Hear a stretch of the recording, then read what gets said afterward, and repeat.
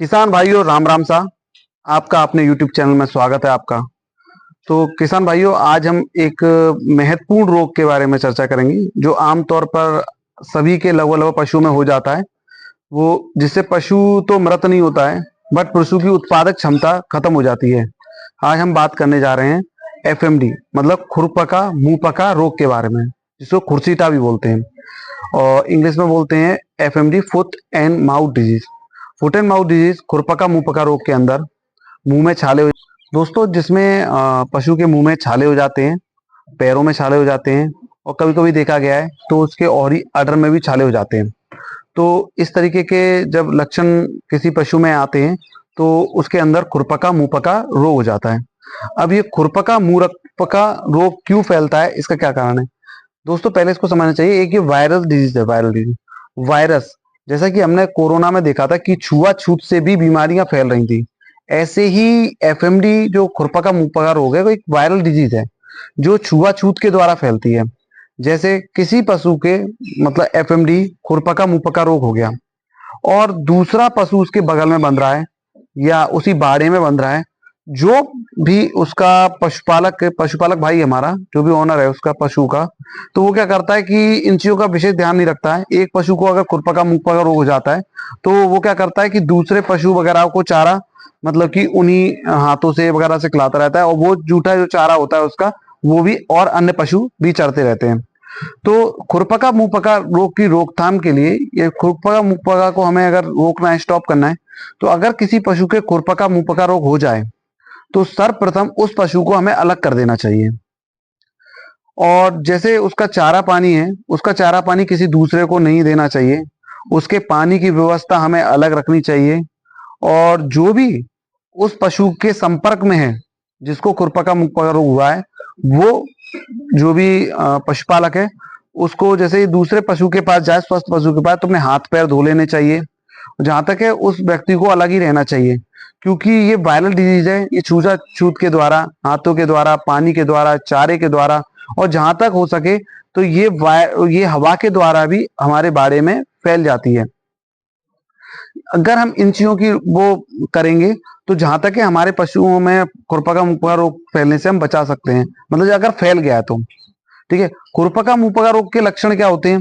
खुरपका मुंहपका जो रोग आता है, ये FMD आता है, तो सर्वप्रथम पशु के बुखार आ जाता है और बुखार काफी तेज मात्रा में होता है।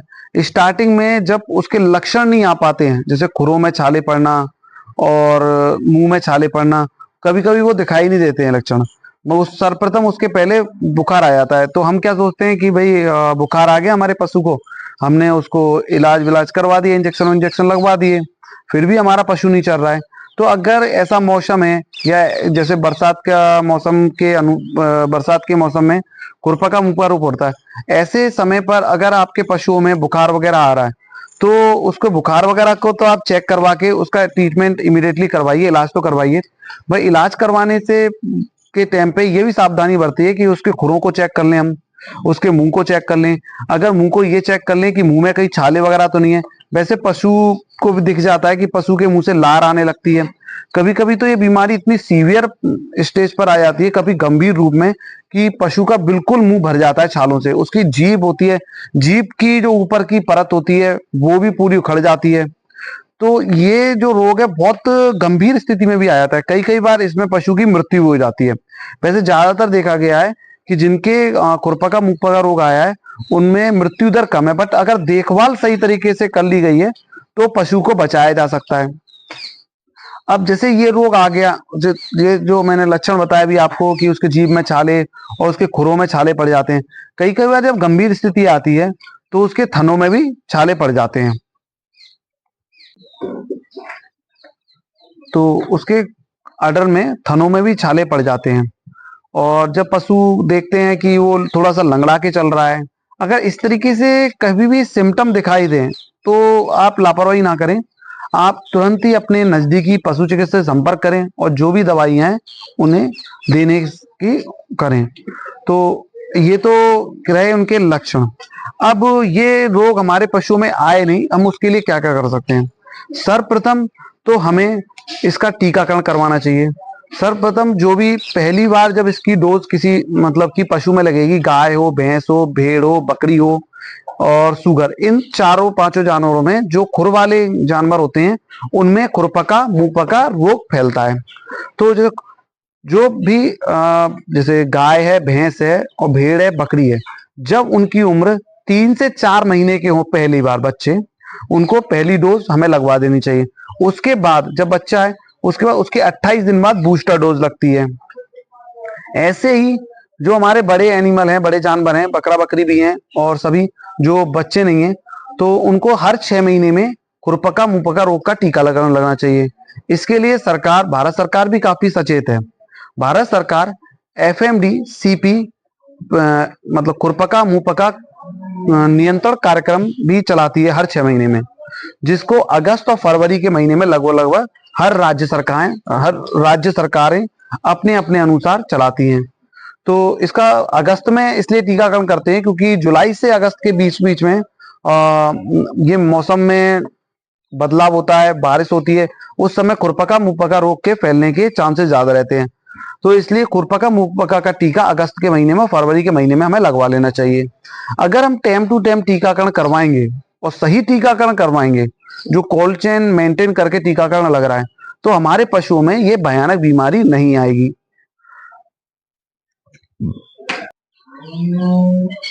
और दूसरा जैसे ये तो रोकथाम की बात हुई कि हम कैसे अपने पशु में रोकथाम कर सकते हैं। और दूसरी बात ये रही कि जैसे किसी पशु को, अभी हमने बताया था, चर्चा भी करी थी कि किसी पशु को अगर खुरपका मुंहपका रोग FMD रोग आ जाता है तो सर्वप्रथम उसको अलग कर देना चाहिए।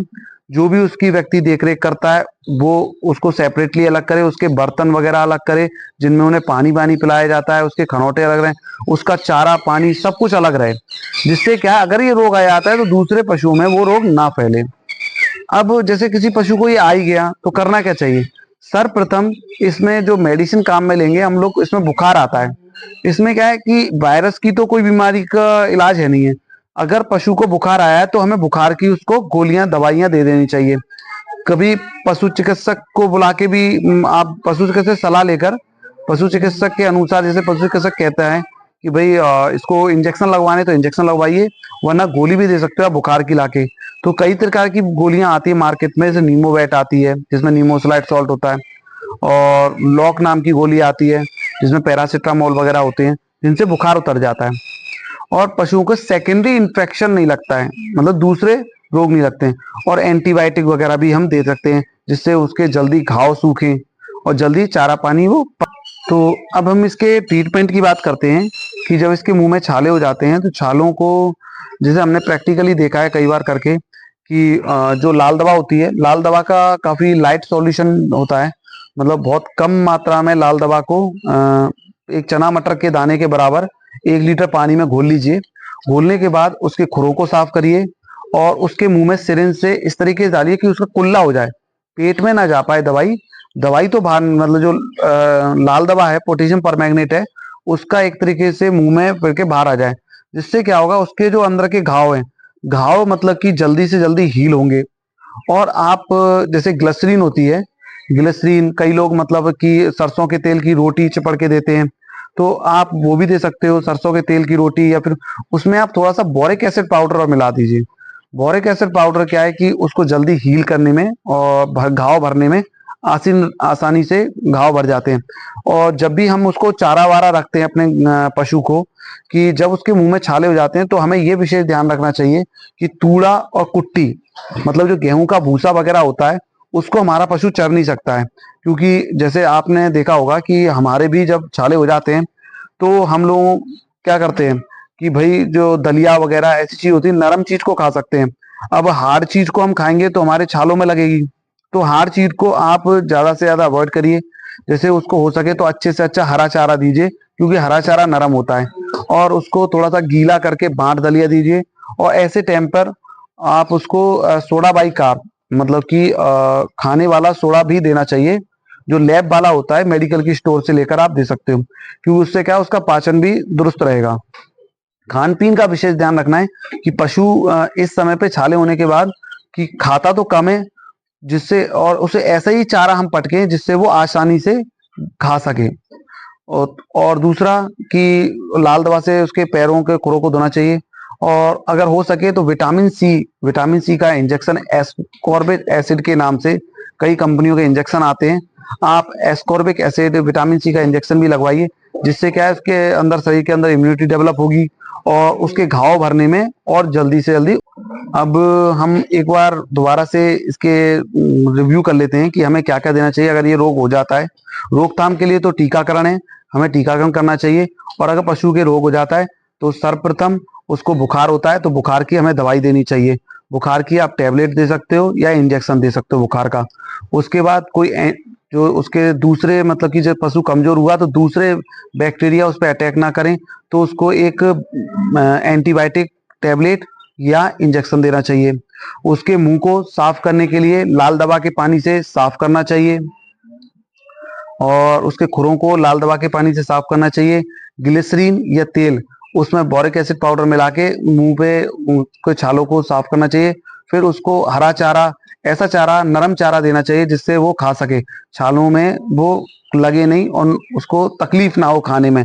इस तरीके का हम लोग कुछ दिन अगर उसका इस तरीके से प्रबंधन करेंगे तो हम खुरपका मुंहपका रोग से जो भी हमारा पशु ग्रसित हुआ है उसको बचा सकते हैं। सर्वप्रथम ये बहुत अच्छा समय चल रहा है, ये अगस्त का महीना चल रहा है। आप इस समय अपने पशुओं को टीकाकरण कराइए और खुरपका मुंहपका रोग से अपने पशु को बचाइए। ऐसी ही जानकारी हम उपलब्ध कराते रहेंगे आपको। आप हमारे चैनल को लाइक करिए, सब्सक्राइब करिए। तो राम राम साथ दोस्तों, फिर मिलते हैं।